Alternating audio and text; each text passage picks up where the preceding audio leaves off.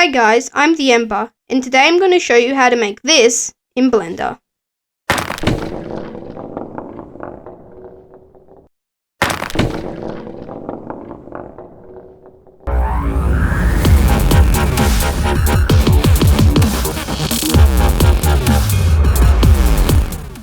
So let's get into it. Okay, so I've opened up a new blend file, and I'm going to be using an add-on for this one. It's called Blender Kit. It gives you heaps of materials that you can just drag and drop onto your objects. So I'm going to leave a link in the description for the download. Make sure you don't unzip the file. And then once it's downloaded, you can go up to Edit, Preferences, Install, click the add-on, and then you can press Enable for Blender Kit. Like that. Okay, so once you've got that installed, we can start. Okay, so if you don't know what button I'm pressing, you can look down here and it will show you. Okay, so we're going to move the cube up by pressing G, then Z. Hold down Control to snap it to the grid, so it's right on the floor. And then we're going to add a plane and do S10. And then we're going to do, select the cube again and do SY. And then you can just click 2. So we'll do that, maybe make it a little bit longer. So SY again to scale along the Y axis. Going to do it about this long. And if you press Tab, you can go into edit mode. You can select these 4 top vertices. And then G, Z, move it up. Then you're going to press A and right click. And then you can do subdivide. And if you go down here to the subdivide panel, you can just turn this amount up. I'm going to go with, let's go 10.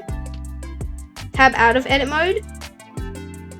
And there's going to be one more add-on you're going to need to enable. So go to Edit, Preferences, and just type in Cell. And this add-on will already be here. So you can enable Object Cell Fracture. Once you've enabled that, you can go to Object, Quick Effects, Cell Fracture. So what this is going to do, it's going to break our cube up into a lot of little pieces. We're going to set the source limit to 200, recursion to 2. So the source limit is how many pieces there are, and recursion is when a piece lands on the floor, it has the chance to break into more pieces.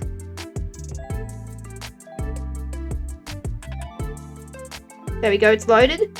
And now at the moment it looks really weird, and there's something wrong with it, and that's because the cube is still there. So that cube is still there. We can just click G and Y to move that out of view. And then if you go up to the outliner here, you can turn off this little camera icon, which means you won't be able to see this cube when you render it. And I can also turn hide in viewport on. Okay. So I'm just going to select all of these cells, and we're going to go to side view. We're just going to box select all of those. And then if you hold down Control, and you can box select the floor and the light, which deselects it. And then once you've got them all selected, you can press M, New Collection, and you can just call this Cells, and click OK. So now it's in a collection of all the cells. And the reason why we did that is so you can right click on this and select objects. So it's a really fast way just to select all of the cells. Once you've got them all selected, we're going to go to Object, Rigid Body, and Add Active. And then select the floor, Object, Rigid Body, Add Passive. So what this does is it gives it physics. So if you press the spacebar, you'll see that this crumbles like that. And we are starting to get what we want. So you can press Shift and left arrow to go back to the beginning, or you can press this button here. And then we're going to do Shift A, Mesh Cube. You can go to side view by pressing the little Y and the gizmo up here. And then I'm just going to move this cube over here. This is about good. Maybe move it out a bit. So GX, put it here. And then I'm also going to add a sphere. So Shift A, Mesh, UV Sphere. If you press /, it will just isolate this. And if you press it again, it will show everything. So press / on the icosphere. And then we're going to go to the modify properties, or the spanner here, add modifier, and we're going to do subdivision surface. And and you can right click on it, shade smooth. And we need to go back to the outliner here because it's not here. We can go into cells and it's probably all the way down here. Look at the bottom, there it is, it's here. And we're just gonna drag this all the way up to the top and put it in collection. And you can press / again to go out of that view. And this cube is also in the cells, so we put that back in collection. Close the cells and just select your collection. Okay, so we can move the sphere. So select the sphere, go to side view. And what I'm going to do is I'm going to put the sphere a little bit in here. So just like that. So make sure the sphere is a little bit inside the cube. And I'll explain why we're putting it inside the cube in a moment. We're going to go to Object. Make sure you have the sphere selected. Rigid Body, Add Active. And we're going to select the cube, Object, Rigid Body, Add Passive. So Blender knows that the sphere is inside the cube. And what it's going to do is it's going to shoot it out of the cube. So if you press play, see it'll shoot it out of the cube, which is what we want, so it kind of shoots. But at the moment, when it shoots and it hits the wall, it doesn't really do much. And that's because they're the same heaviness. So if we go to this little icon here, and then at the moment it's only 1 kilo, and the rocks are 1 kilo as well. So it's not going to do much to the rocks. So I'm going to make this 50 kilos.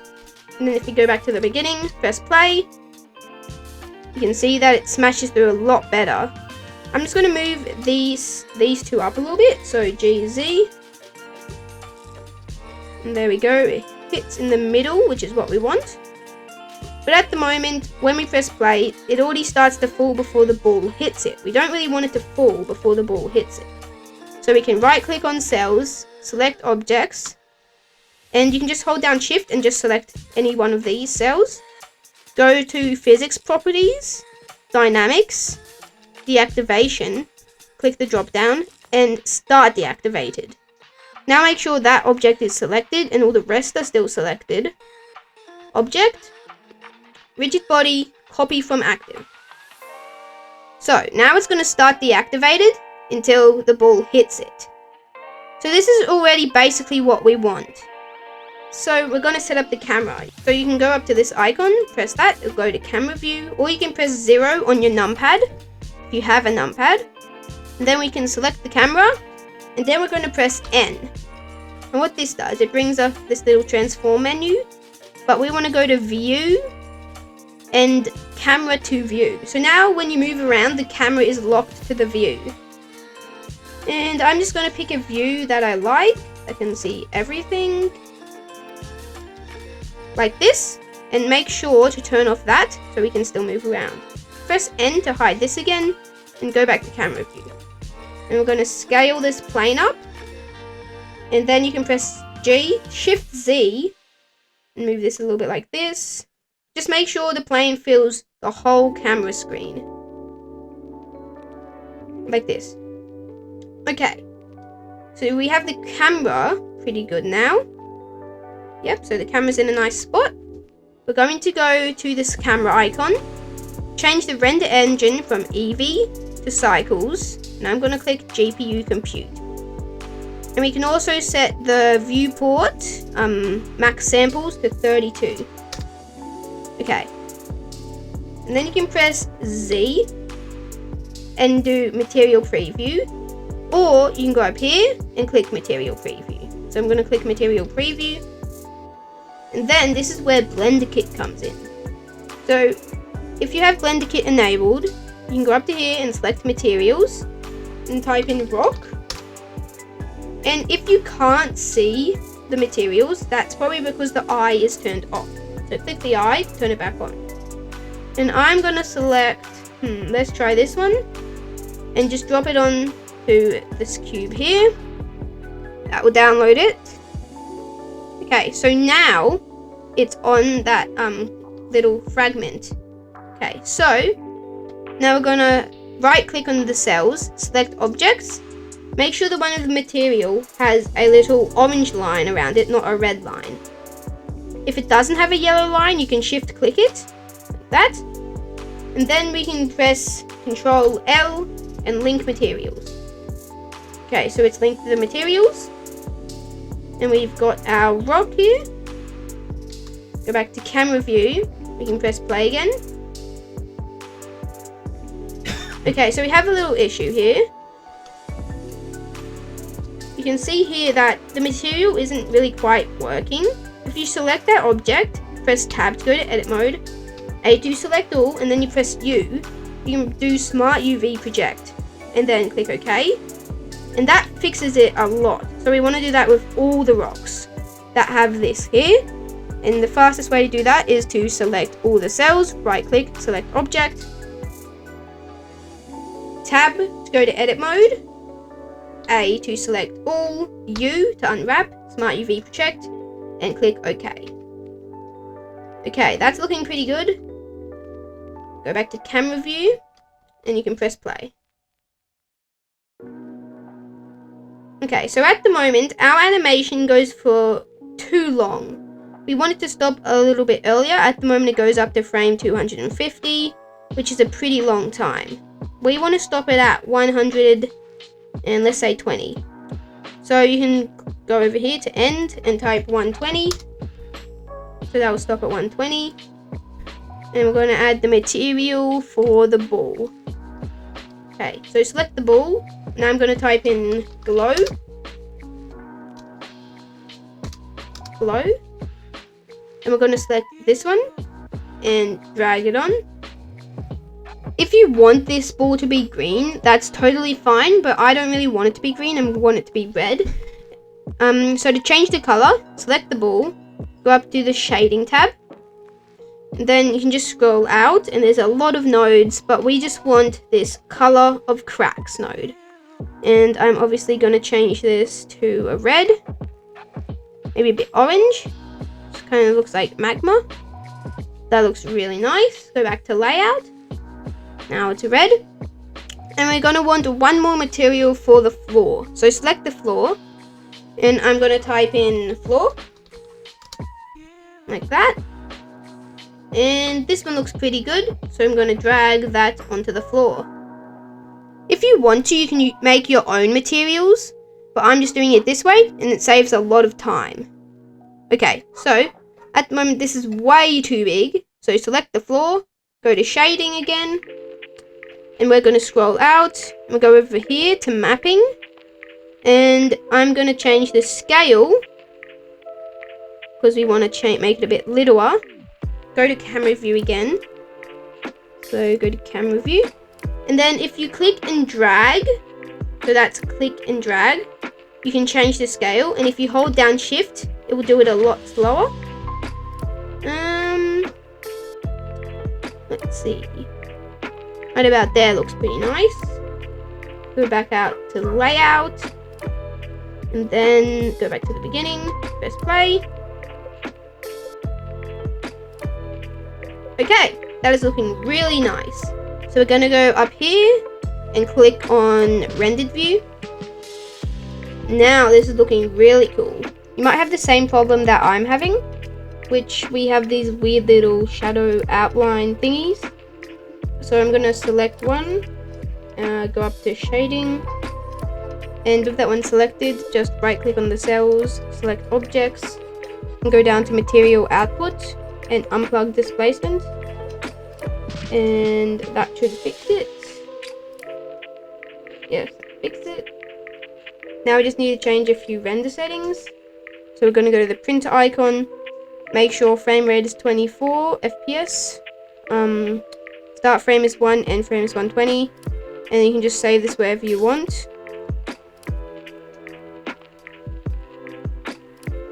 Okay, so I've saved that, and change the file format to FFmpeg video. Click encoding, and change the container to MP4. Go up to the camera icon now, and we're going to change max samples down to 564. Make sure denoise is enabled. Go down again to color management and change the look from none to high contrast. That makes it look a lot better. One last thing, I'm going to click on the cube and then click these two buttons, which means you won't be able to see it in the render or the viewport, and we're basically ready to go. Okay, so one more thing I'm going to do is I'm going to select the plane. I'm just going to go back to object mode, And with the plane selected, I'm going to press tab to go into edit mode, A to select all. I'm going to go to side view, and I'm going to press E and extrude this down a little bit like that. And that's looking pretty good, so go back to render view. You might want to click Control S to save the Blender file. Okay, so we can save that. And now all you have to do is go to render animation. And once this renders, you're going to have a really cool animation that you can show to your family and friends. Thank you guys for watching, and I hope you had fun. Please subscribe if you want to see more of these tutorials. And I'll see you in the next one. Have a good day.